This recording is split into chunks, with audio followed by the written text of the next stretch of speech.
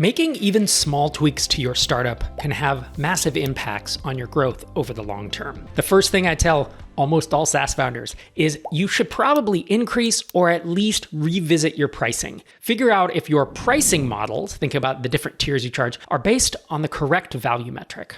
It's not always about increasing prices, but pricing is the biggest lever in SaaS. It is one way to dramatically increase growth overnight by just changing one number on a pricing page. So I mentioned earlier value metric. That's where if you charge per subscriber or you charge per seat, that is your value metric. And sometimes that's obvious, and other times you have the wrong one. And so a lot of founders that I speak with are unsure if they have the right value metric. And so I would either get some advice from someone in your mastermind, a co-founder, you can hire a pricing expert, or you can look at the competition and figure out, are they doing it better than I am? Another common mistake I see is where pricing tiers are too close together. So someone has 29, 49, 149. Well, 29 and 49 are approximately the same in that case. And so my loose rule of thumb, and look, this is not gospel, this is just a loose rule of thumb, please take it as that, is to start with the price and then double it and double again. So I might go $50, $100,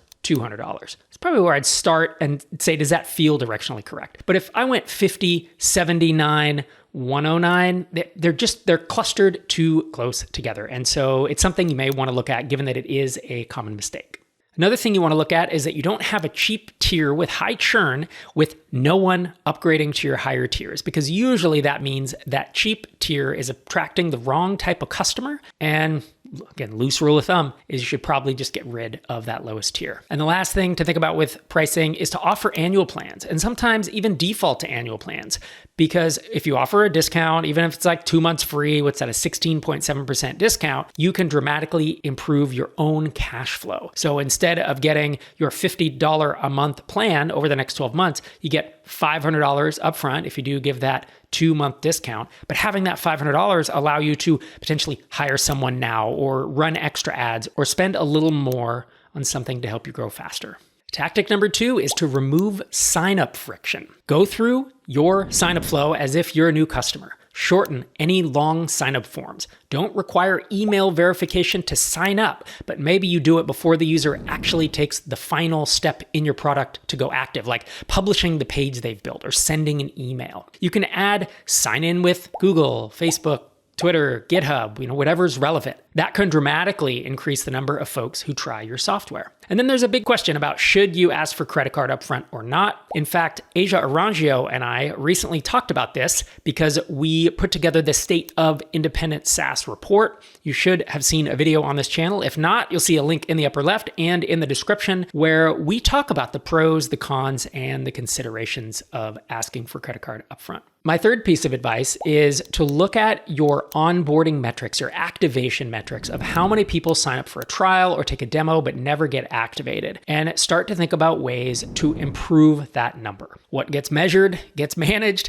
And so if you're not thinking day to day, week to week about the percentage of folks who are in your app who are not activated, you're probably not going to do something about it. Now, realize that if you are just bleeding customers out because you haven't built anything people want and are willing to pay for, then this tactic of improving onboarding is a band-aid. Like, it doesn't fix the business. But if you have a business that's generally working and people are getting value out of it, but maybe they're just a little bit confused about how to get started. Maybe they hit a stumbling block or a piece of friction, whatever, and they can't quite get past it. So you can do things like add a product tour or an interactive tutorial. You can and should implement a welcome email series to guide new users. This is not news. You've seen it from every SaaS app you've ever signed up for, and the reason is because they work. In addition, think about setting up email sequences based on user behavior. So it's not just hard-coded to this many days after the trial starts, but think about if they fill out a certain form or they use a certain feature, you can trigger emails in behavioral tools like UserList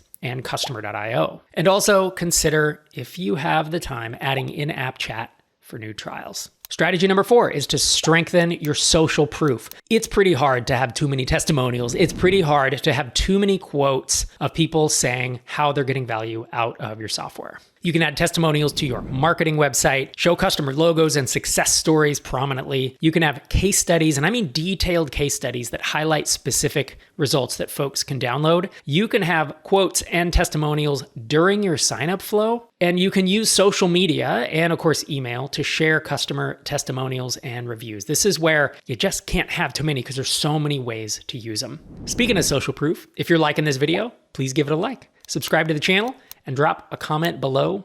That kind of social proof really does help the channel. All right, back to tactic number 5. Number 5 is to refine your target audience or your ideal customer profile. So this is where you start thinking about developing detailed buyer personas. So it's not just a general, hey, it's every HR manager at every company everywhere. You might say it is HR Helena. And Helena works at companies with 20 to 50 employees. And Helena struggles to have enough time in the day because she doesn't have enough budget to hire an entire HR team, but she really needs to get this stuff done. So you start to get pretty detailed with it. And then you sanity check that with yourself, with your team, and you start focusing things on that. You focus marketing efforts on your most profitable segments. You focus your sales efforts and your verbiage around that ideal customer profile. So you're tailoring your messaging to address specific needs of the ICP. Can you have 2 different ideal customer profiles? You can. Can you have 3? Probably, but you're starting to get to the edges when you get to 3, in my opinion, especially if you're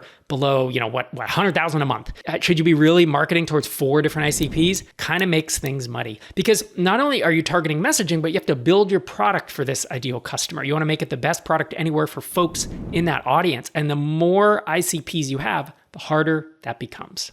If you like this content, you should check out my podcast, Startups for the Rest of Us. For the past 14 years, I've shipped an episode every week on building, launching, and growing startups. And these days, I focus on bootstrapped and mostly bootstrapped SaaS companies. But realistically, it covers the gamut of entrepreneurship, especially for folks who are trying to do it on their own without raising buckets of money. In the podcast, I share lessons I've learned as well as lessons from the best founders I know that I bring onto the show. You can find and subscribe to the podcast in Apple Podcasts, in Spotify, all the podcast apps you want. And you can also find it here on YouTube. Just go to the search bar, type in Startups for the Rest of Us. And my bonus tip, or the thing I teased at the start of this video, is to add customer success if your pricing supports it. You can be your first customer success person.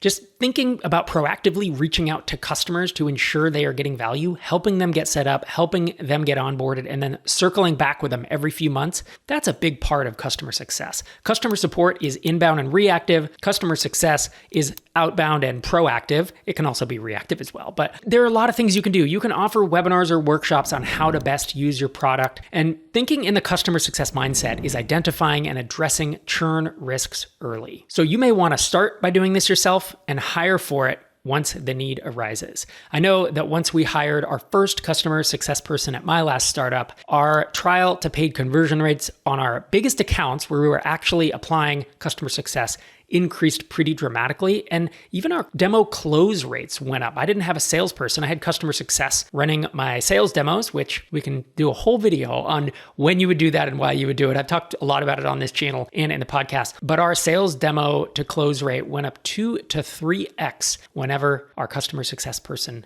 would talk to them. So in the first tactic of this video, I said that pricing was the biggest lever in SaaS. The 2 minutes or so that I had in this video to cover that point really isn't enough time to cover it in depth. So you'll want to watch this video next. In it, I cover my 10% price increase rule and go deep on all things SaaS pricing. Thanks for watching. We'll see you next time.